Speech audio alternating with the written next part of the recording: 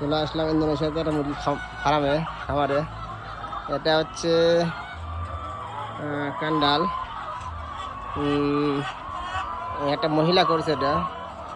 সে মহিলা আমাদের সাথে মালয়েশিয়াতে ছিল, মালয়েশিয়াতে আমার পরিচিত। বেড়াতে আসলাম, সে আসে দেশে আসে মুরগি খামার দিছে, বিশাল খামার। এখন ডিম পাড়া মুরগি। এখন ওইদিকে অনেক মুরগি নাই, এখানে প্রায় 1000-এর উপরে মুরগি আছে, আমার দিকে ফাঁকা আছে। সে একজন মহিলা, সে মানুষের ছিল কিছুদিন, তারপরে এসে সে এখানে খামার দিছে। তার ছেলে পেলে শুধু এক ছেলে আছে, নাম হচ্ছে পুজি। ইচ্ছা থাকলে উপায় হয়, কিছু করা যায়। একজন মহিলা, সে একা একা অনেক কিছু করতেছে। ইন্দোনেশিয়ান।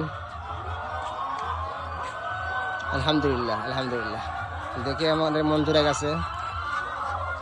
বাসা করেছে অনেক সুন্দর।